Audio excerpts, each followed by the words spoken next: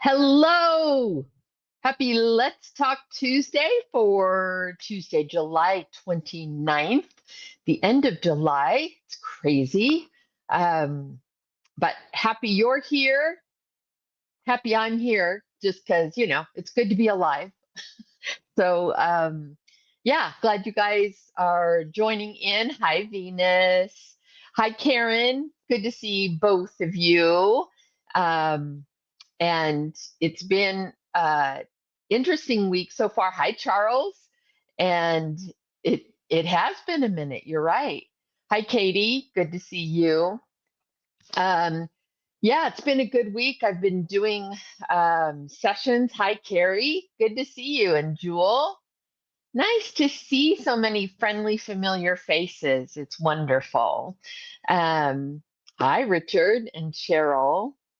South Louisiana, I love it. I love it. Yeah, so we have Colorado and Austin, Texas, and yeah, all over the place. Hi, Nathan, Maria University in Florida. Great. That's wonderful. Well, it's been a week, a good week so far. I've been doing Zoom callback sessions for a project that I'm mostly casting out of Europe. And so that's always interesting. First of all, trying to schedule things for what are 8 and 9 hours ahead, um, and try to figure out how to make that work with producer directors who are on the West Coast, and with people who are 8 and 9 hours difference from them. So that's been creative. Thankfully, my directors are don't mind being early morning people because it has been some early starts for them. But I appreciate their hearts and their willingness to do whatever we need to do to get this thing accomplished. So hi, Carolyn from Washington, D.C. Hi, Allie from good old Coeur d'Alene, Idaho. I love it. And so I always enjoy when I'm doing callbacks or auditions because, that's one of the most fun parts of my job and what I do. So it's been great really being able to see so many actors. And, it's been really interesting seeing so many actors, or basically 98% of the actors we've been seeing are European. So it's interesting just some of the differences in sometimes in the protocols of what they're used to on in auditions and callbacks, or um, also really one of the things I'm noticing the most is this particular project requires a Middle Eastern accent. Um, and it does seem, maybe it's because the European countries, they're so used to hearing different accents and going, like we go state to state, they go country to country oftentimes, depending on where they're living. And so their ears may be trained to just hear accents more strongly, or it could just be a part of the classical training that it seems like a lot of the UK actors get. Um, but I do get the sense that there's uh, very strong accent skills and dialect skills that I don't necessarily see as strongly in US based actors. So on one hand, I want to say, let's get on that, guys, because being able to be fluent with dialects and different accents and to train your ear, it's really kind of an ear training thing, um, to train your ear to hear the differences in vowel sounds and in consonants and in even in the rhythm of certain speaking patterns. Um, and so it really is about training your ear to tune into those things, and then to be able to break down what is making the difference. What are the kind of mechanics with how your embouchure, your mouth, creates the correct vowel sounds and the correct um, words, and forming the words so that it does come out with the desired result. So I think that being skilled in dialects is something that can potentially set you apart from others, because it isn't something that everybody does easily. So if it is something you can train yourself to be able to pick up easily and to master well, um, that is an asset. So that wasn't what I was going to talk about tonight, but it just came to mind because I have been working with these actors, European actors, and dealing with the accents because of the project. So let's see. Hi, Tiana and Michaela from Michigan. I love it. Let's see. I see, Adam, that you're asking a question. I will answer your question. Hi, Sky from Australia. Good to see you. Good day. Um, Speaking of mastering accents, you guys, Australian is one of the ones that I that really separated the capable from the incapable. Um, it was one of those, like, there's actors that I've come across who can do British or a couple of different UK type accents, but man, that Australian catches people. It's not an easy one to do. So if you want to challenge yourself, work on mastering the Australian accent, because that'll really get your ears going as far as locking into that. Charles, a dialect coach I could recommend. I don't have a specific one. Maybe that's something I could find some recommendations for. There's various people that projects that I've worked on have used. And if any of you know Rich Swingle, he's based out of New York, wonderful actor. He served as a dialect coach for um, a project that I did. This was a couple of years ago, but Rich Swingle is very technically trained actor. I think you can find him at maybe just richswingle.com. Certainly on Facebook, you can find him, and he does dialect work. So that's one option I know of. If any of you guys on here, and if you other fellow actors have recommendations of dialect coaches you've used in your area, please put it in the comments so that others can see that as well. The wonderful thing about dialect coaching is that it really doesn't matter where you are based and where the dialect coach is based. It can be definitely done via remote and via Zoom. So that's a nice thing. If any of you have a dialect coach that you've really enjoyed working with and that you felt did a nice job for you, put their name in the comments so that others can maybe benefit from that. So let me go back. Adam, I'm going to answer your question, then I'm going to get into the topic of reels, which is what I mentioned that I wanted to talk about. Hi, Elizabeth from Ohio, yeah, whatever that is. The people do at the football games for Ohio State. Let's see, and Deidre, hi, Melissa, and Christina, hi, Amy. Venus, Rich is such a kind human. He is. Annalise Bauer does dialect coaching, beautiful Christian soul. That's great. John Goad is a dialect coach. So there's some great ideas for you. I know all of the people that have been mentioned, and they're all really wonderful people. And so you might jot a few of those names down and inquire about that, or keep them on file for when you feel like you need them, or in this time where you don't necessarily need them, meaning you have some time to really learn and you're not under the gun with like an audition deadline or a callback deadline, to maybe learn some general skills or pick out one or two dialects that you'd like to start with.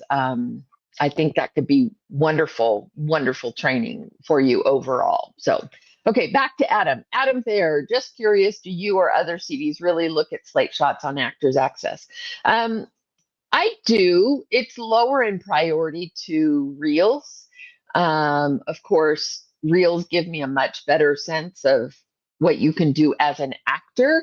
What the slate shot does is gives us a glimpse of you naturally. So you're not in a slate shot, you're not being a role, you're not taking on a full-on character. The slate shot should be a piece of yourself. Now, I've seen some people change the slate shot depending on what headshot it goes with, and they kind of become a character in their slate shot. I don't know that I need that as much. It feels a little kitschy. I'm more looking, and again, this is just me, but I'm more looking for slate shots to be a glimpse into you naturally, just who you are, your vibe, what you look like, what your voice sounds like, just something very natural. That's what I find most beneficial. So yes, I do look at them, but other things are more priority. They will not replace the need for a reel or for clips, because you're not acting. I can't tell from a slate shot if you're a talented actor. I can just get a sense of what you look like three-dimensionally, and what you sound like, and sort of what sort of a natural vibe for a few moments is. But so it's not something you can do and expect that to help you a ton if you don't have any reel or any videos or things like that to go off of and to use. So, but yes, I do look at them often. Not always, but sometimes, yeah. I'm not going to read out all of the comments as far as names people are mentioning as potential dialect coaches. You guys keep track of that if that's something you're interested in. I'm going to jump over to earlier I posted that I wanted to talk about Reels and asked people if they wanted to put any questions in that Facebook post. And so I'm going to go through those initial questions that we received. The first of which is, besides dramatic and comedic, what other should you have in your toolbox? And I'm Charles, I know you're with us, so you could clarify this, but I'm assuming you are referring specifically to toolbox with regards to reels and video clips. So, of course, dramatic and comedic are the most obvious kinds of clips and video clips and reels that we want to see. There are other reels that basically special ability reels. So if you're someone who is a skilled horseback rider, or a skilled gymnast, or I don't know, a skilled beatbox person, or dancer, a reel and video clips with those kinds of special skills can be very helpful. So if that's something that you do and that you're good at, I've been plenty of times, since I've done several Westerns, there have been plenty of times that I've needed to know if someone can really ride a horse. And so aside from looking at the special abilities within someone's resume, I actually try to find video of them on a horse or riding a horse, or did they ride a horse in a film, whatever I could get my hands on. So I think that's super helpful. Rhonda, I see you say golfer. I don't, I mean, yes, you could always, I don't necessarily need a video of every special skill you have. Like, I don't need you batting, batting in a baseball game. I don't need to see your golf swing. I don't need to see you hit a hockey putt. Like, I don't need every skill you could potentially have, golf or tennis, those kind, swimming, all that. I don't need video clips of all of those things.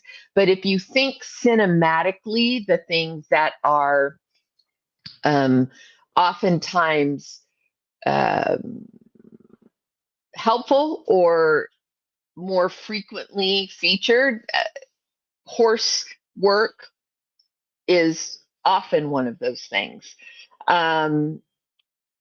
Being a gymnast is a very specialized skill. So I guess it's more of those things that are considered really specialty. I don't know that like tennis or golf or pickleball or those things are necessarily specialty enough for you to feature them.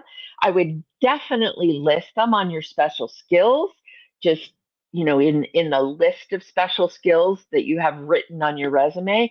I don't I don't necessarily need video clips of those things, but things that are highly specialized, um, when the expectation that they're being done at an excellent level, at a high skill level, those are the things that I would highlight. So um, again, I've done a bunch of westerns. I ask if people ride horses, and they like, yeah, I've ridden before. And it's like, okay, well, how long ago was it? Oh, I was like 12, but I'm sure I could pick it up again. That's not what I'm looking for. I need someone who can ride, who can get on a horseback and ride across the prairie and look convincing. And so if you have skills that you can do at a very high level, then those are the ones I would think of. The ones that come to mind are, like I said, dancing, any form of dancing, having that clips of that is helpful. Um, Horseback riding, gymnasts or specialty sort of dancing aerial type tricks. If you're someone who does silks, aerial silks, or that kind of work, that could be helpful as well. And then, Rhonda, you mentioned singing. Singing is definitely one of those that if that's something, again, that you are very skilled at, then I would include a clip of you singing. And that can be the equivalent of a self-tape clip of you singing a song, um, or it can be a performance that you did that you have video of.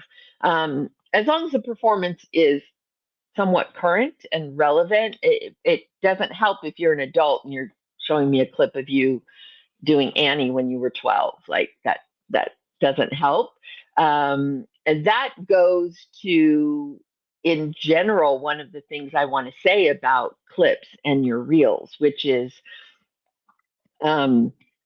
you want to make sure that the clips that you use in your reel, or if you choose to post clips separately, that they are decently current. Okay. I understand if it's something you did, say, 10 years ago, but it was a big project, or it was with a well known actor, or it was just a great project for you, a great vehicle for you, and really highlighted your performance, then it it might be something that could still work. But I can't say that for sure unless I was able to see it and know. It's kind of, okay, how different are you from the time that video clip was taken? So, the difference between someone between the age of 25 and 35 is pretty different. The difference of someone between 45 and 55, probably not as discernibly different, depending on how much the hair has changed or the hair color has changed. I mean, obviously, if you've gone from maybe you had brown hair and now by 55 you decided to go full natural and your hair's gray, yes, that would be a pretty stark contrast and would make using those older clips difficult. But if you look relatively the same, then clips from a few years ago as an adult may be usable. As children, that's where it's difficult because it doesn't. If I'm casting a role for a 21-year-old and what I'm seeing is clips from when a kid was 12 or 13, it really does not help me to understand who they are as an adult actor. If those younger clips were really strong, like really nuanced, strong film or cinematic performances, then you might use one or two just to kind of give an understanding, A, of how long you've been doing this, and B, kind of just the quality of your work from a very young age. But you can't expect that to satisfy everything that we need to know who you are at 21 and what you are like now. And the reality is, not every actor who is really skilled and really talented at 11 or 12 or 13 develops into a 20-something actor that is equally as skilled and talented. A lot can change. A lot of life happens that affects your persona, affects how you share yourself with the world. Experiences happen that sometimes make us guarded, or we put up walls, and that can change who you are as an actor. When you're a child, there's a purity, there's oftentimes, most of the time, there's a purity and an innocence to who you are at those ages, and just so much changes that can affect who you are. So using those older clips can be challenging. That's where I would say I would really check with someone before you just put those out there or keep using them. Just double check whether it's your rep, whether it's like it's a lot of what I do in my one-on-one coaching is going over clips and reels and kind of what's relevant, what you should maybe retire and let go for a bit. But double check those just to get a second opinion or second eyes on them as to how effective those older clips might still be for you as a part of your package, your reel or the clips that you post. So that was the first question, Charles, as far as dramatic, comedic, and then any high level skill set that you have.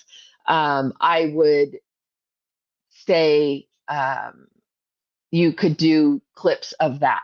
Okay. Next question. Haley Zimmerman said, my daughter is 7. We're just starting to build her resume, mostly through theater. What should we do when casting calls ask for a clip? We don't really have much to work with.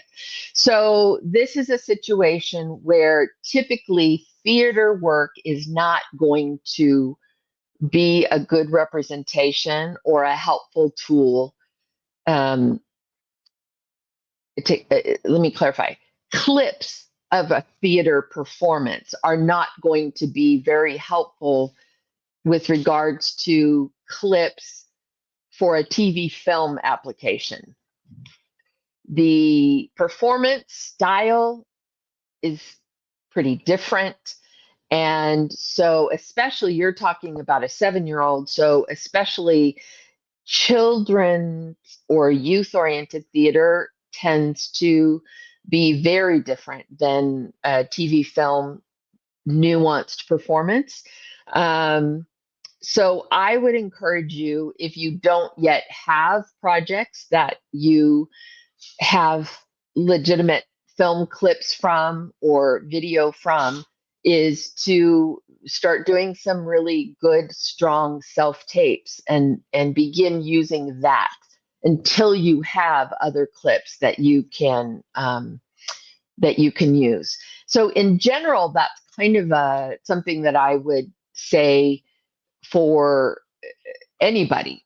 So I had a coaching today with someone who had been in the industry, stepped back to do some other work, and then is coming back into the industry. And so they don't have current video of their work. And so even as an adult, they're having to build that and rebuild and collect that kind of material. So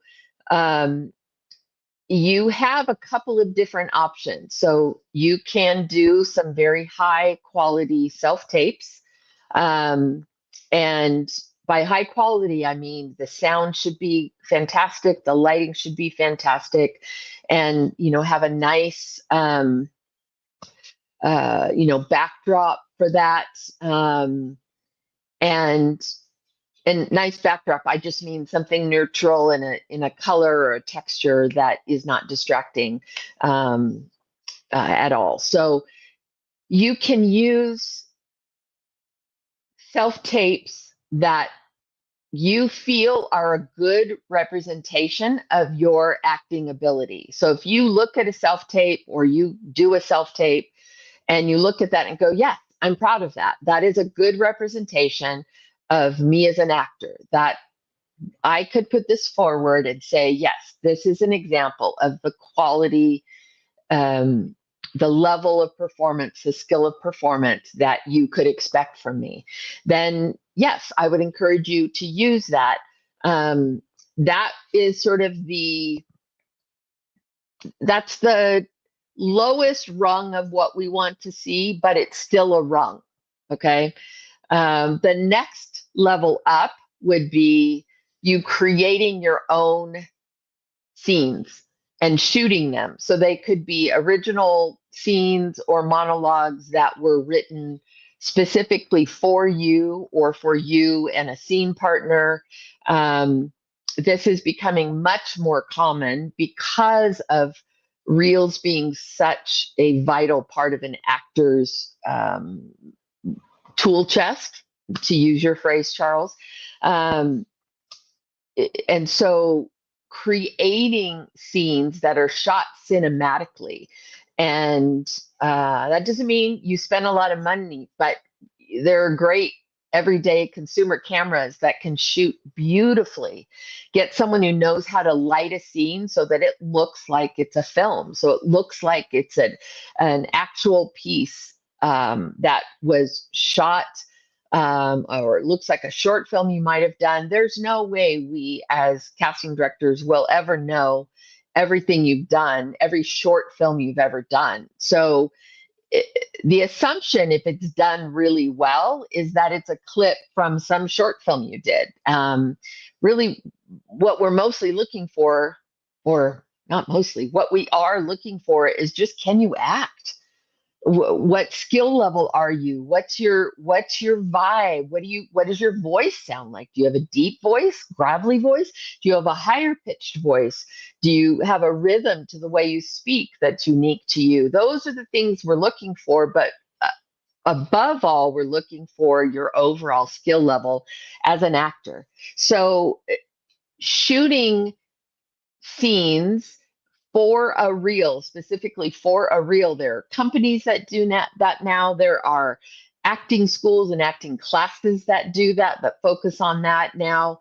Or just get together with other filmmaker friends of yours who, if it's a director, if it's a budding cinematographer, a writer, it's helpful to everyone to combine those efforts. You all walk away with a piece that's helpful for you.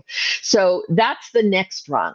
And then, of course, the best rung is actual film clips from performances, film and TV performances that you've done. So, um, but all of those rungs have value. Uh, Having no rungs, meaning no video of any kind, is very difficult. I'm going to be honest, you will struggle to compete if you have absolutely no video available, because everybody else, shouldn't say everybody, most others will have it.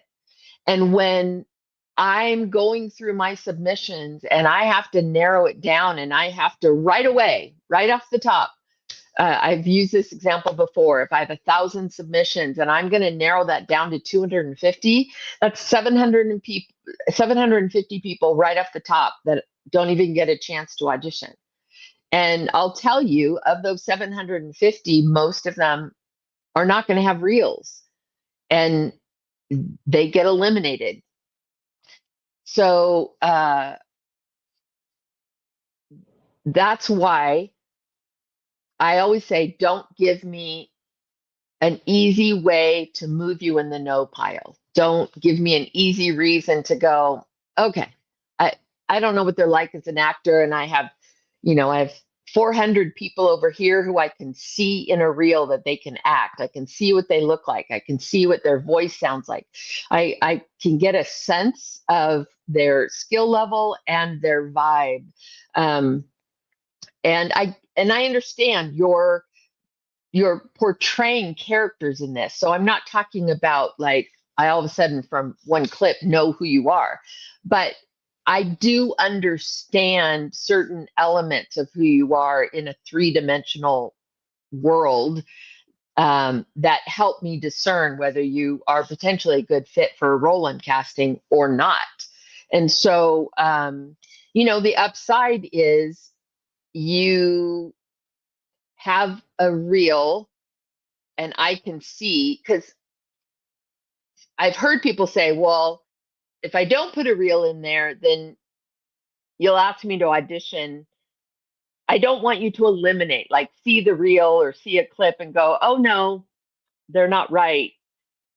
And then I don't get to audition. But what I'm telling you is, if you don't have any video, your chances of getting the audition go down significantly. I won't say you never do, and I won't say I've never asked someone to audition who doesn't have a reel, but it's rare these days, because really, if you're a professional actor, if you're pursuing this with seriousness, if you're pursuing this as a career and as a serious endeavor, then you just know the tools you need to have. And so it's something you need to invest in. It's something you need to address. And for those who don't, there is just a sense of it just may not be as important to them. And so there's just a lot of things that go into, why someone gets asked to audition and others don't. So just don't give me an easy reason to put you in the no pile. So again, first rung, kind of base at the very least, the thing you can do is some really high quality self tapes. Next rung up is footage or scenes or monologues that you that you record cinematically, meaning they're shot and they look like a clip from a real film or television piece. Okay. And then, of course, the top rung is actual footage from work that you've done. Okay. Melissa Dunn asks, with verticals becoming increasingly popular, how do you feel about the different aspect ratio from the rest of the reel? And how do we even obtain footage? Is it appropriate to use our own resources to plug the footage in our reel? As far as obtaining footage, I can't really speak to that, because that's something you have to deal with the production company. I would be hesitant. If something is commercially available already and out there for the public to consume, then it's probably not problematic for you to record. I've seen people, they find it online and then they get their own copy of just their clips. They create their own copy of just their own clips and use those. Technically, you should be asking permission from the production entity, but like I said, if it's out there publicly and the scenes that you're showing are part of whatever the public version of that piece is, then it's probably not a big deal. But I'm not the one who can answer that for you. Ultimately, it's the production company or producers. So obtaining the footage, ideally, when you make your deal, you want to put in writing that you will be supplied and provided with access to clips of your performance. Sometimes you can specify, no less than 3 clips or no less than 2, or if your character appears in just one scene, you could put that.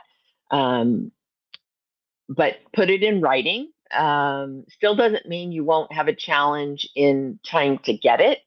Sometimes after films are done and released, everyone scatters. And so it can be difficult to find and get those, and there's no real solution to that. But at least you have something in writing that you could go back and say, hey, contractually, I was supposed to receive this. As far as the vertical and the format aspect ratio, that's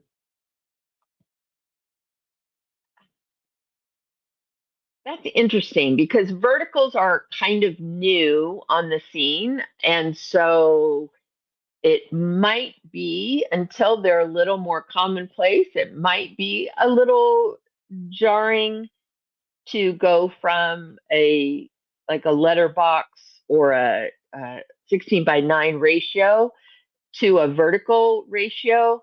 But I think we as casting directors are more aware of that.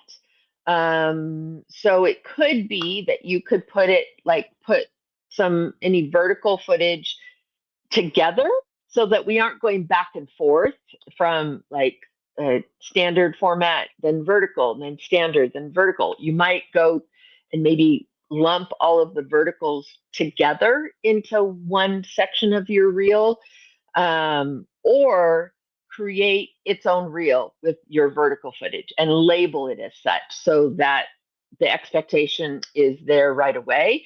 Verticals are a very unique type of content, so I don't think that would be a bad idea anyway. And even if all you have is work from verticals, that's fine. You could label it though as such, so that we understand the difference in format and have the context for why it's situated the way it is visually. Verticals are also, at least from what I've seen so far, are also kind of a unique type of writing and storytelling. So I do think for that reason as well, it could be helpful to put your verticals together because they are kind of their own genre, their own type of visual media. So yeah, those are my thoughts on verticals. Richard, I once had a callback for a network episodic. My character was a passive man, and the director told me he liked what I did. That's good. He then asked me to do the same scene, same dialogue, but this time my character was to be angered that those police officers were questioning him. My question is, have you ever seen this happen? And if so, how often? So, Richard, I'm going to answer this. Obviously, this isn't really a real question, but we do that all the time. All the time. Sometimes you do it to see if the actor can do it. Sometimes you give a whole new set of circumstances simply to see if the actor can change it up and kind of how it affects them and what it does to the scene. Sometimes it's because they never thought of it, like when you did your initial audition or when they wrote the character description, they had something in mind, but then maybe since then they've seen a version of it that intrigued them. And so now they're playing with a shift in the character that maybe wasn't a part of the original breakdown. Bottom line is just do what they ask you to do and have fun with it. That's why we always say, like, connect to the character internally, find those internal pulse points and areas of human understanding and connection to the character. When that request is made of you, take a moment and think for just a moment, why would I be angry? What would cause me to be angry in this moment that they're questioning me? Come up with that why. Come up with what those stakes are, and then go for it. Yeah, we change it up all the time, and sometimes we're doing it just to see what happens, just to see what you do. Chase. Length. I've heard so many different opinions on length. What is ideal? Okay, so, and Bonnie, I see you just asked that as well. This is just my opinion, and I'm only one. You could talk to probably 10 different casting directors, and they'll tell you a different version of this. I think ideal is maybe 2 minutes. It's not an issue to me if it's 2 to 3, but you have to understand we probably will not watch a full 3 minutes unless there's a very compelling reason for us to do so. So the first 30 seconds of your reel are the most important. So be mindful that you could create a 3-minute reel, you can create a 2-minute reel. But if all that someone is going to watch is the first 30 seconds, what do you want them to see? What do you feel is your best representation right off the bat? And that's what you should start with. Because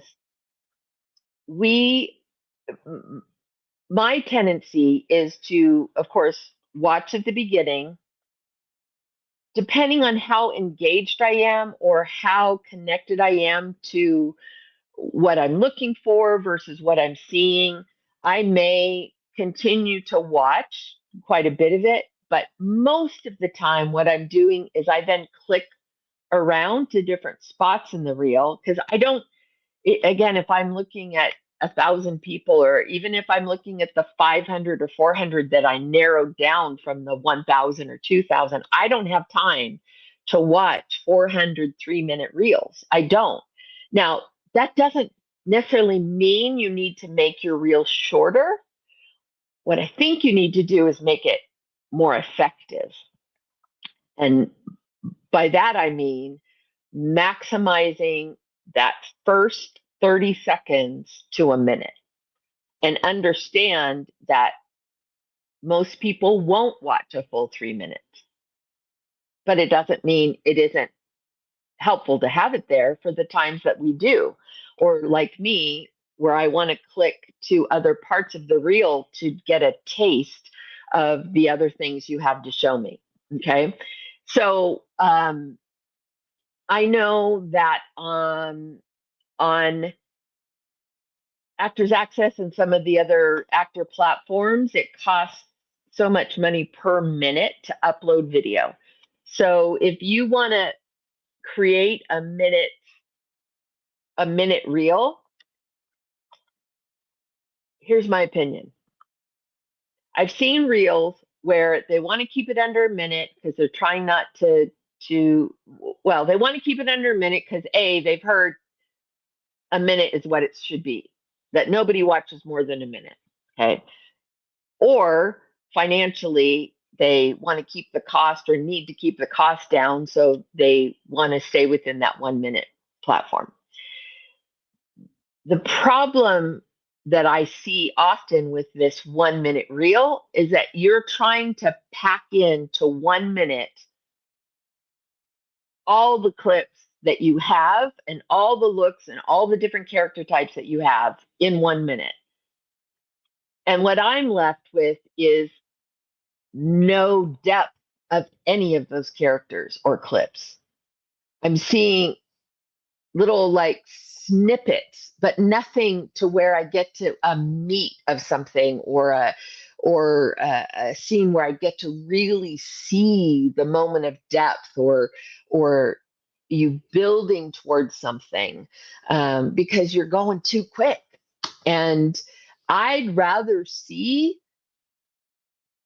20 seconds, 30 seconds of a great meaty scene than 10 seconds of three different scenes that I barely get in and out of. I don't I don't need to see you okay, here I played a rich wealthy lady. So I'll do 10 seconds of me in this business suit, looking all wealthy and hoity-toity, and then I'll go to I played a nurse, so I'll do 10 seconds of me playing. No, I don't. It has, again, you guys have to give us credit for being more intelligent than that. We don't need to see you. This goes kind of back to my headshot um, commentary a couple weeks ago, which is I don't need to see you dressed in scrubs to know you can play a nurse. I need to see someone who has the qualities of a nurse: compassion, kindness, gentleness, care, safety, um, warmth. That's what I need to see. I don't need to see scrubs. So on your reel, I don't need to see couple of seconds of every character type you've ever played. I need to see depth of are you the kind of actor that can inhabit a character in a way that feels real and grounded and connected and honest? Because if you're that kind of an actor, then I feel more strongly that you can potentially carry that same skill set into the kind of character I need from you.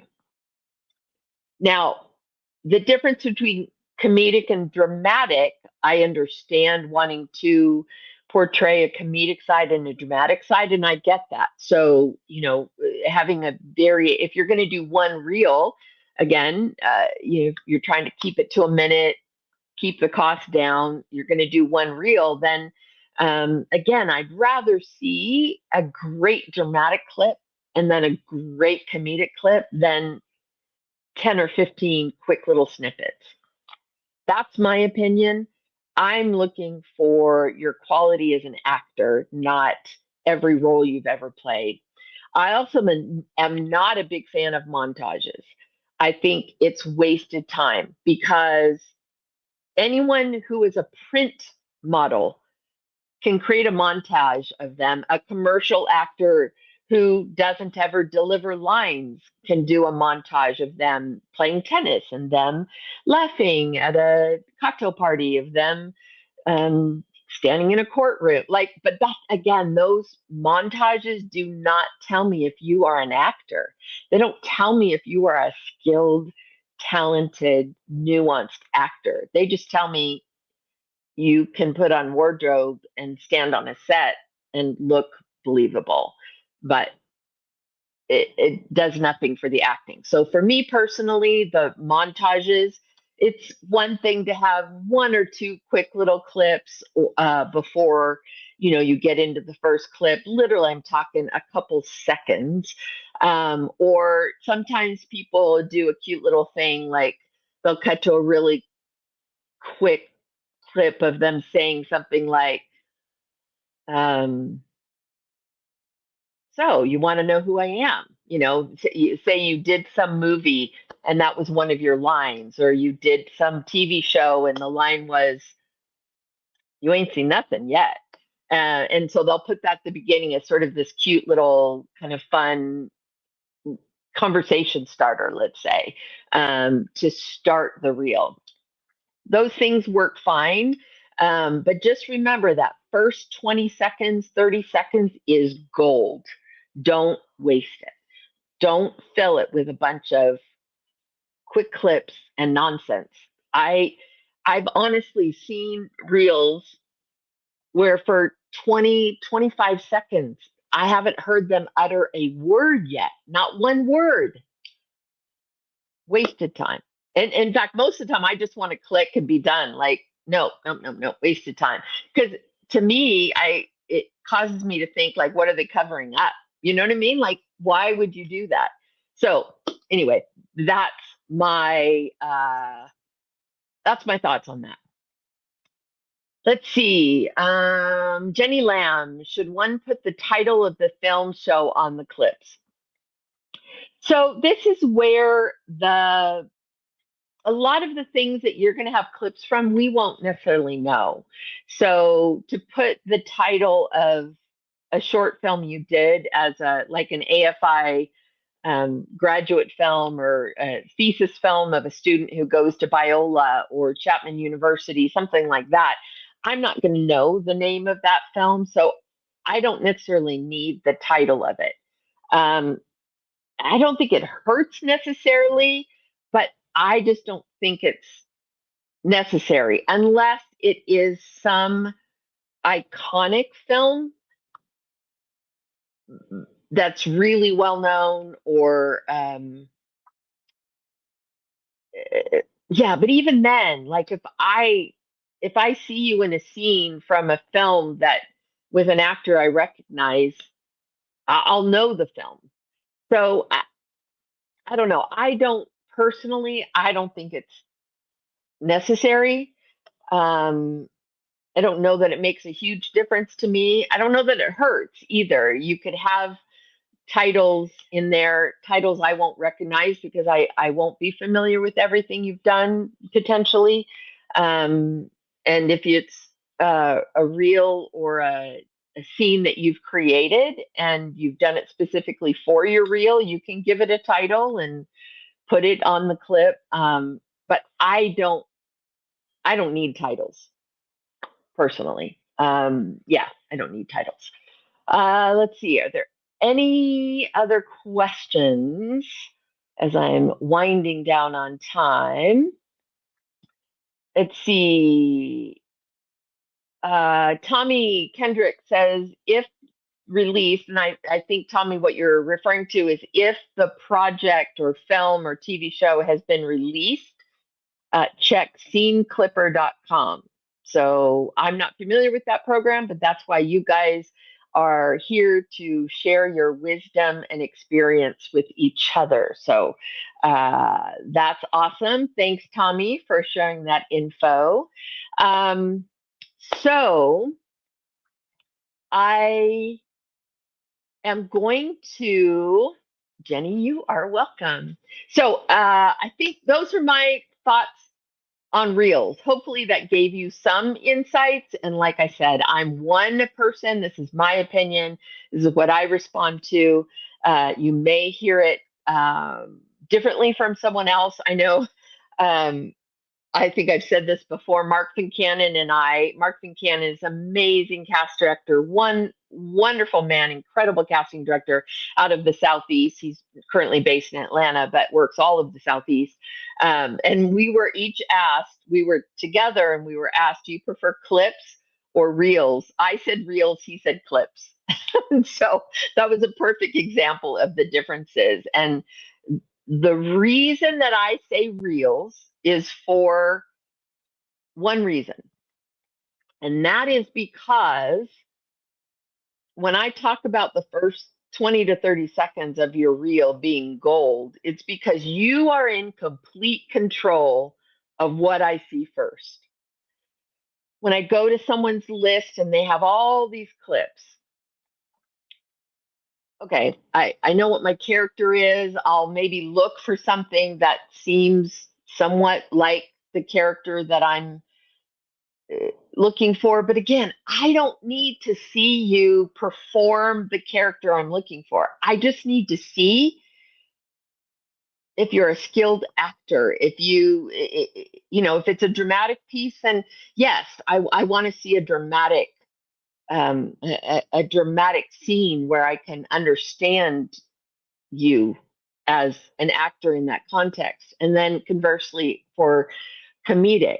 But I don't need to look through a list of clips and be like, I'm looking for a strong, powerful, authoritative woman. And then I'm looking down going, where's the strong, powerful, authoritative woman?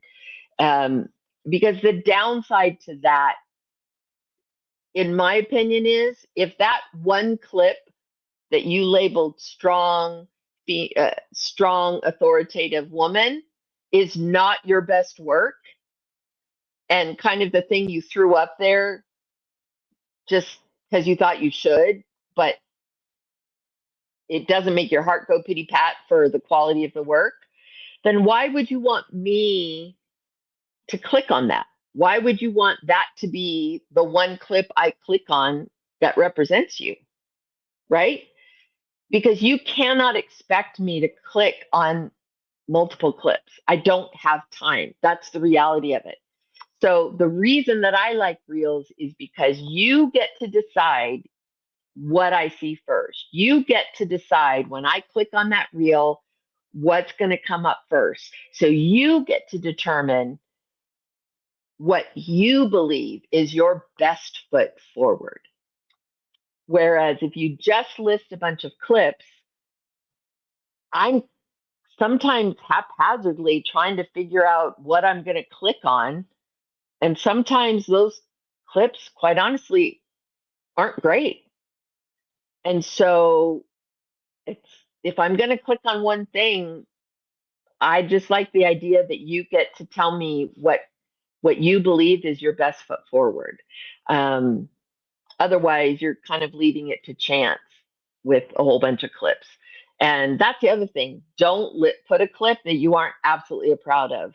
Don't put a clip that just because it fills a niche or a category, um, if you don't absolutely believe that, or if you don't feel good about that being the one and only thing we see from your work.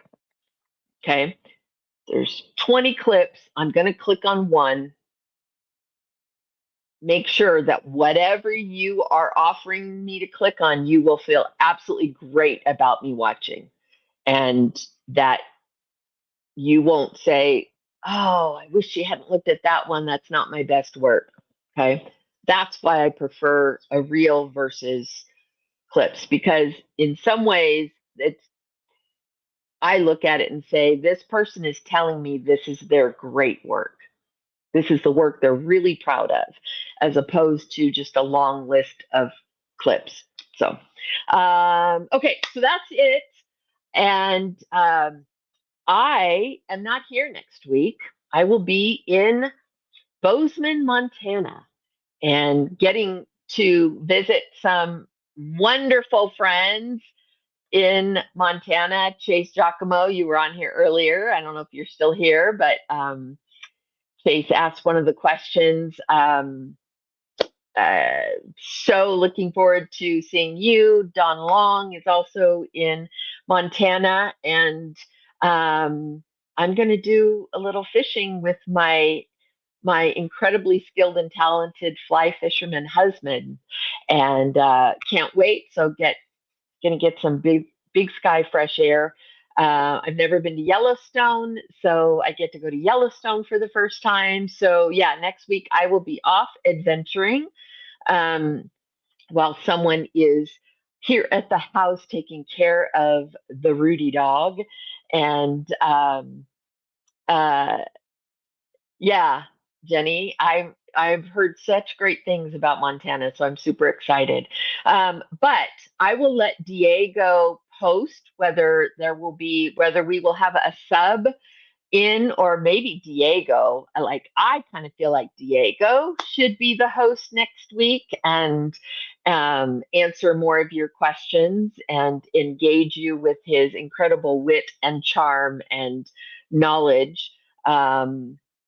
And yeah, that would be my suggestion. But either way, we'll let you know what's happening next Tuesday. So I will see you 2 weeks from tonight. And I look forward to that. And I'll have some wilderness, Montana outdoor adventure stories to share with you at that point. So anyway, love you guys so much. Appreciate you. He's a fisherman. That's so funny.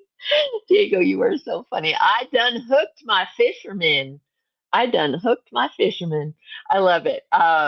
Okay, so I will see you guys in 2 weeks and love you, appreciate you. I wish you guys a wonderful rest of your week and encourage each other and challenge each other and just do something each day the rest of this week or every day until I see you in 2 weeks that pushes you and furthers your efforts as an actor and towards that thing that you feel like God has called you to do, that God has skilled you to do, and just trust that He has a path for you. So, okay, love you guys. See you later. Bye.